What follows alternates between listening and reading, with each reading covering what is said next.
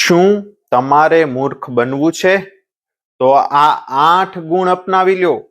આપણા સંસ્કૃત સુભાષિત કહે છે કે મૂર્ખના 8 ગુણ હોય છે. મૂર્ખને ક્યારેય કોઈ જાતની ચિંતા હોતી નથી. મૂર્ખ એ ખૂબ જ ભોજન કરે છે. મૂર્ખ એ રાત દિવસ ઊંઘ્યા કરે છે. મૂર્ખ એ બોલકો વાચાળ કે ખૂબ જ બકબક કરે છે. મૂર્ખને માન અપમાન જેવું કાંઈ હોતું નથી.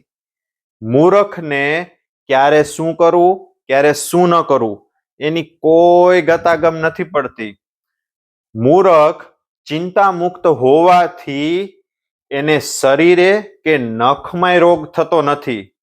મૂર્ખ એ શરીરે સુખી અને એકદમ શાંતિથી જીવે છે. આ મૂર્ખના 8 ગુણ છે એ તમે અપનાવશો તો તમે પણ મૂર્ખ બની શકશો. અસ્તુ.